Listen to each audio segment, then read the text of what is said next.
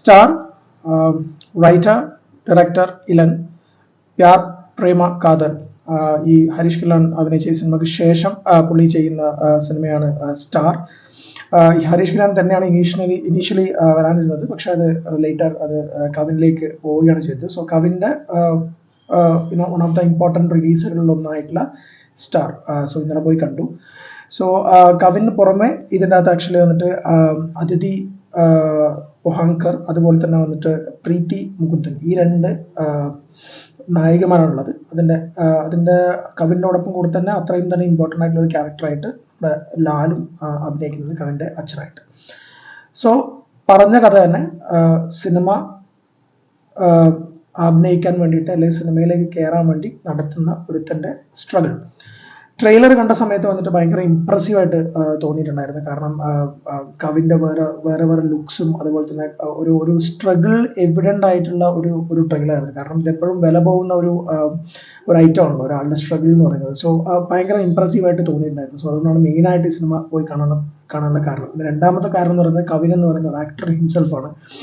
നമ്മുടെ നിവിൻ പോളി പറഞ്ഞ പോലെ വഴിവട്ടി വന്നവനാണ്. അപ്പോൾ നെപ്പോ പരിപാടിയൊന്നുമല്ല. കാരണം സ്ട്രഗിൾ ചെയ്ത് സീരിയലിലൂടെ വന്ന് അതിനുശേഷം ബിഗ് ബോസിലോട്ട് വന്ന് അതിനുശേഷം തമിഴ് ഇൻഡസ്ട്രിയിനകത്ത് മുമ്പിൽ വന്നിട്ടുള്ള ദാദ ആ സിനിമ ഒക്കെ വന്നിട്ട് ഭയങ്കര നല്ല ഹിറ്റും നല്ല കണ്ടന്റുള്ള സിനിമകൾ തന്നിട്ടുള്ള ഒരു ആക്ടറാണ് actually Kavin. One of the promising actors in Tamil industry എന്ന് വേണ്ടിയിട്ട് പറയാം ഇപ്പോൾ ഉള്ള ഒരു സാഹചര്യത്തിൽ. സോ അതുകൊണ്ടാണ് നമ്മൾ മെയിനായിട്ട് പോകാൻ കാരണം.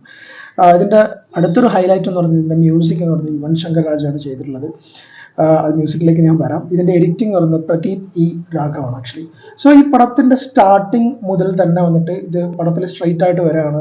ഒരു അച്ഛനും ഒരു മകനും തമ്മിലുള്ള റിലേഷൻഷിപ്പ്, മകനെ വന്നിട്ട് സിനിമ സ്റ്റാർ ആക്കാൻ വേണ്ടിയിട്ട് നടത്തുന്ന അച്ഛനും അതുപോലെ തന്നെ കുടുംബം ഒരു വളരെ ലോവർ മിഡിൽ ക്ലാസ് ആയിട്ടുള്ള ഒരു ഫാമിലി. പക്ഷെ അവിടെ നിന്ന് ഒരാൾ വന്നിട്ട് സിനിമയിലേക്ക് പോകുന്ന സമയത്ത് ഉണ്ടാകുന്ന കാര്യങ്ങളൊക്കെയാണ് പറയുന്നത്.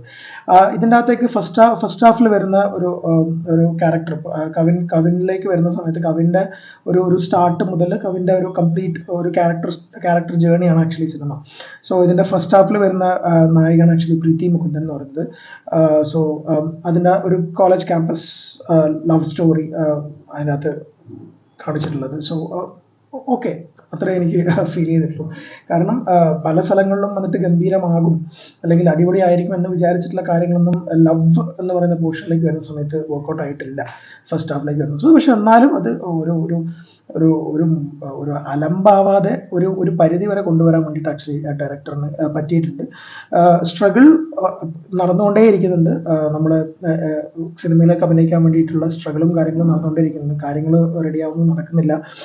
അങ്ങനെ തന്നെയാണ് ഇന്റർവെൽ വരെ പോകുന്നത്. സെന്റിമെന്റ്സ് ആണ് കൂടുതലായിട്ട്, അമ്മയുടെ സെന്റിമെന്റ്സ്, അച്ഛൻ്റെ സെന്റിമെന്റ്സ്, ഗേൾ ഫ്രണ്ടിന്റെ ഫ്രണ്ടിന്റെ സെന്റിമെന്റ്സ്, അങ്ങനെയാണ് ആക്ച്വലി സിനിമ പോകുന്നത്. പക്ഷെ തരക്കേടില്ലാത്ത രീതിയിൽ പോയി.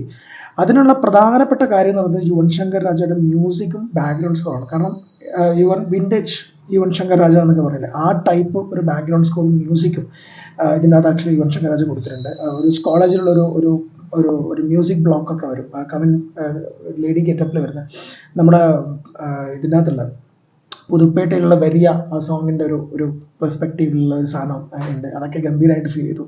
അതുപോലെ തന്നെ പാട്ടുകളായാലും മ്യൂസിക് ആയിരിക്കും ഞാൻ വളരെ നന്നായിട്ട് ഇവൻ ചെയ്തിട്ടുണ്ടെന്ന് തോന്നി. കുറേ ഇവൻ്റെ അധികം സിനിമകളൊന്നും ഇപ്പോൾ ഈ അടുത്ത് ഞാൻ കണ്ടിട്ടില്ല. പക്ഷേ ഇപ്പോൾ റീസെൻ്റ്ലി വന്നതിൽ ബെസ്റ്റ് വർക്കായിട്ട് തോന്നി യുവൻ ശങ്കർ രാജയുടെ. പാട്ടിലായാലും ശരി, ബാക്ക്ഗ്രൗണ്ട് സ്കോറിലായാലും ശരി, അത് ഒരു പരിധി വരെ സിനിമേനെ വളരെ നന്നായിട്ട് സഹായിക്കുന്നുണ്ട് എല്ലാ തരത്തിലും. ഇപ്പോൾ സെൻറ്റിമെൻറ്റ്സിലേക്ക് വരുന്ന സമയത്ത്, ലവ് ട്രാക്കിലേക്ക് വരുന്ന സമയത്തൊക്കെ ഈ ഇടക്കിടക്ക് വരുന്ന ഈ ലവ് ട്രാക്ക് തന്നെയാണ് ആക്ച്വലി സിനിമയുടെ ഒരു മെയിൻ ഡ്രോബാക്ക് ആയിട്ട് തോന്നുന്നത്. എല്ലാത്ത കേസിലും വന്നിട്ട് ഭയങ്കര ഇമോഷണലായി കണക്ട് ആക്കാൻ ശ്രമിച്ച് പാളിപ്പോകുന്ന രീതിയിലുള്ള സംഭവങ്ങളും ഒരു പ്രശ്നമായിട്ട് തോന്നി. പക്ഷെ കവിൻ ആസ് എ പെർഫോമർ വളരെ ഗംഭീരമായിട്ട് ചെയ്തിട്ടുണ്ട്. ലാലിൻ്റെ പറയാമല്ലോ, ലാൽ ഡയലോഗ്സ് പറയുന്നതിൻ്റെ പ്രശ്നം അറ്റ് ദ സെയിം ടൈം ഒരു പ്രോപ്പർ തമിഴ് ഫാമിലിയാണ്.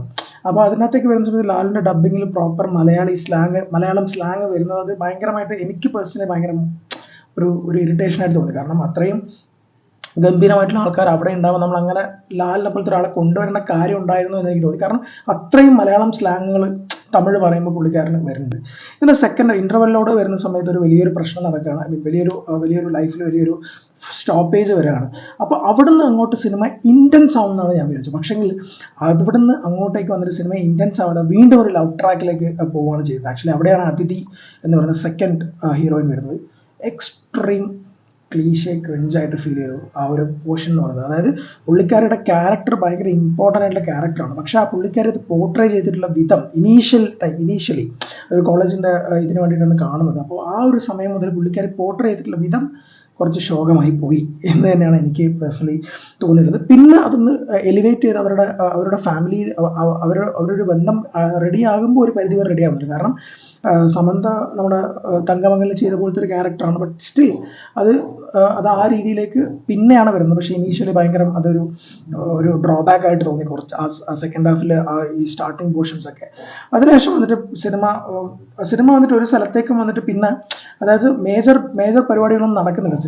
പിന്നെയും സിനിമ ട്രൈ ചെയ്യുന്നു, ഇല്ലാതാവുന്നു, ബോംബെക്ക് പോകുന്നു, കഷ്ടപ്പെടുന്നു, തിരിച്ചു വരുന്നു, അങ്ങനെയുള്ള പരിപാടികൾ തന്നെയാണ് സിനിമ പിന്നെയും ചെയ്തുകൊണ്ടിരിക്കുന്നത്. അപ്പോൾ അത് ഒരു ഇൻറ്റൻസിറ്റി കുറഞ്ഞതുപോലെ തോന്നി. ഇൻറ്റൻസിറ്റി ആയിട്ട് അവരൊക്കെ കാണിക്കുന്നുണ്ടെങ്കിൽ നമുക്കൊരു പ്രേക്ഷകൻ ഒരു ഇൻറ്റൻസ് ആയിട്ട് ഫീൽ ചെയ്യുന്നില്ല എന്നുള്ളതും ഒരു ഡ്രോബാക്ക് ആയിട്ട് തോന്നി. പക്ഷെ നമുക്ക് ആസ് എ ഹോൾ എന്ന് നോക്കുന്ന സമയത്ത് വൺ ടൈം നല്ല രീതിയിൽ കണ്ടിരിക്കാൻ പറ്റുന്ന ഒരു സിനിമയായിട്ടും തോന്നി. എക്സെപ്റ്റ് സെക്കൻഡ് ഹാഫിലുള്ള ഒരു 10-20 മിനിറ്റ് വന്നിട്ട് പുള്ളിക്കാരി വരുന്നത്. പുള്ളിക്കാരി പിന്നെ സെറ്റിൽ ആവുന്നുണ്ട്. പിന്നെ അത് പുള്ളിക്കാരുടെ ഡബ്ബിങ്ങും പുള്ളിക്കാരുടെ ഇമോഷൻസ് ഒന്നും പ്രോപ്പറായിട്ട് വന്നില്ല എന്നാണ് എനിക്ക് തോന്നുന്നത്. കാരണം അത്രയും ഒരു ഇമ്പോർട്ടൻ്റ് ആയിട്ടൊരു ക്യാരക്ടർ ചെയ്യുന്ന സ്ഥലത്ത്. സോ അതൊരു മേജർ ഡ്രോബാക്ക് ആയിട്ട് തന്നെയാണ് എനിക്ക് ഈ സിനിമേൻ്റെ അകത്ത് തോന്നിയിട്ടുള്ളത്. അപ്പോൾ പിന്നെ ഒരു പ്രോബ്ലമായിട്ട് തോന്നിയില്ല ഇതിൻ്റെ റണ്ണിങ് ടൈമാണ്, എഡിറ്റിംഗ് പ്രോബ്ലം. ഒരു 10 മിനിറ്റൊക്കെ സുഖമായിട്ട് എഡിറ്റ് ചെയ്ത് കളയായിരുന്ന ഒരു സിനിമയായിരുന്നു. കുറച്ചും കൂടി ക്രിസ്പായിരുന്നു. കാരണം സെക്കൻഡ് ഹാഫ് ഒന്നും കഴിയാത്ത പോലെ തന്നെ നമുക്ക് തോന്നി.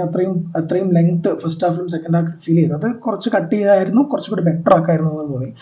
ആകെ മൊത്തത്തിൽ വെച്ചാൽ കവിനെ പോലത്തെ ഒരാൾക്ക് ആ ഒരു കരിയർ സ്റ്റേജിൽ വളരെ ഇമ്പോർട്ടൻ്റ് ആയിട്ടുള്ള വേണ്ടുന്ന ഒരു സിനിമയാണ് ആക്ച്വലി സ്റ്റാർ എന്ന് പറയുന്ന സിനിമ. ശിവകാർത്തികിന് റെമോ ഒക്കെ കിട്ടിയ പോലെ അവൻ്റെ ആ ഒരു സ്ട്രഗിളിനോട് ചേർന്ന് നിൽക്കുന്ന ഒരു സിനിമയാണ് ആക്ച്വലി സ്റ്റാർ എന്ന് പറയുന്നത്. അത്തരത്തിലൊരു പെർസ്പെക്റ്റീവിൽ കവിൻ്റെ ഒരു കരിയറിനകത്ത് വൺ ഓഫ് ദി ഇമ്പോർട്ടൻ്റ് ആയിട്ടുള്ള സിനിമ തന്നെ ആയിരിക്കും സ്റ്റാർ എന്നാണ് ഞാൻ വിചാരിക്കുന്നത്.